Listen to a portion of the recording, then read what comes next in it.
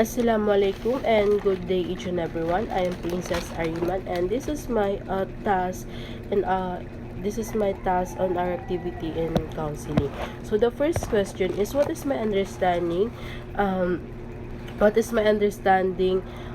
the process of helping a relationship.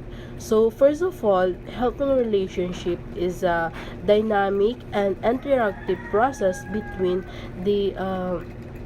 uh, between the helper and the client, kung saan dapat si helper is nagpo-provide siya ng support, guidance, and assistance in order to facilitate personal growth, change, and development. And also, pumapasok din sa helping relationship yung empathy, authenticity, respect, and trust. So, dapat ini-empower natin yung client natin, para ma-address and ma-overcome niya yung mga challenges and difficulties na kinakaharap niya. So, pumapasok sa process ng helping relationship yung pag-establish natin ng trust between our client. So, napaka-importante nito para makuha natin yung loob ng ating client at ma-feel nila na komportable sila na i-share yung thoughts, feelings, and experiences nila sa atin. So as a helper, dapat magpakita tayo ng empathy sa kanila para makabuild tayo ng strong relationship between our client. So, after natin makabuild ng trust between our clients, dito na pumapasok yung pag-explore natin kung ano nga ba talaga yung kailangan ng ating client, kung ano yung concern nito, at kung ano yung goals nito. So, as an helper, dapat kailangan natin ma-identify and i-clarify sa ating client kung ano nga ba yung pinaka-importanting issues na kinakaharap nito.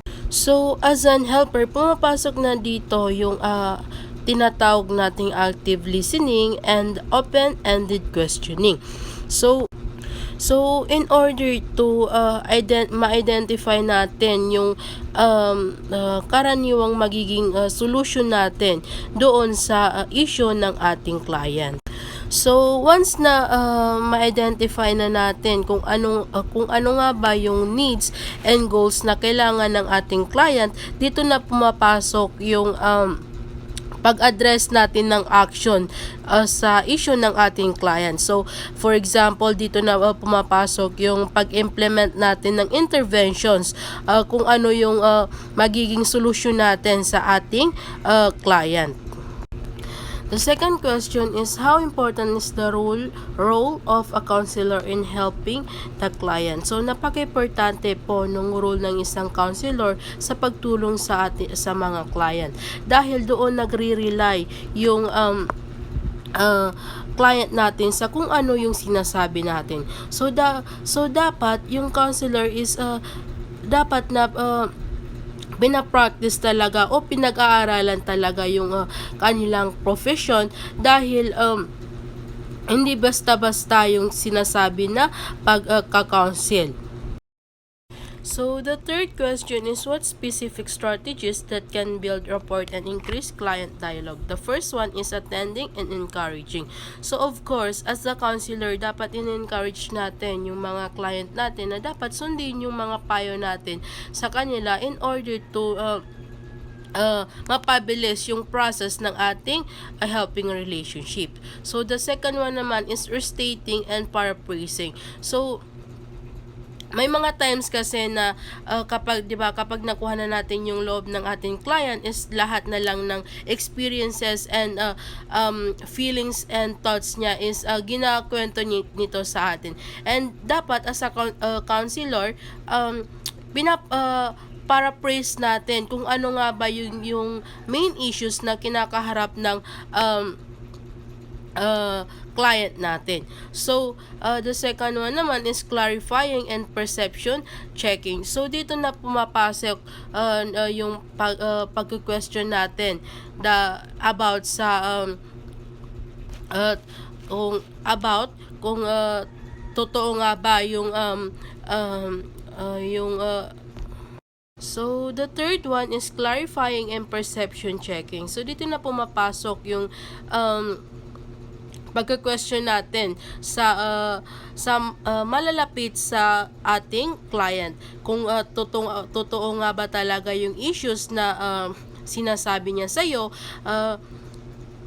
sa paraan na yun, mas nakakatulong sa atin na kung ano nga ba yung intervention na ibibigay natin sa ating client. So, the last one is summarizing. So, of course, sa lahat ng sinabi ng ating client is sinasummarize natin yung main issues na kinakaharap ng client natin in order to implement intervention na kung anong intervention na makakabuti sa ating client. Question is what is the basic steps in helping a relationship? So the first one is state the problem clearly. So of course dapat inaalam talaga natin yung problema dahil in order to alam natin kung ano bang intervention yung ibibigay natin sa ating client. So, the second one naman is identify and accept ownership of the problem. Third one is propose every possible option without evaluation. And the fourth one is evaluate each proposed alternative in terms of implementation realities and hypothesized consequences. The fifth one naman is resist the final list of alternatives, their consequences and risks involved. Anim naman is decide to implement one or more alternatives. And number 7 naman is determine how and when implement the plan. And yung pang-8 naman is generalize, evaluate the implementation.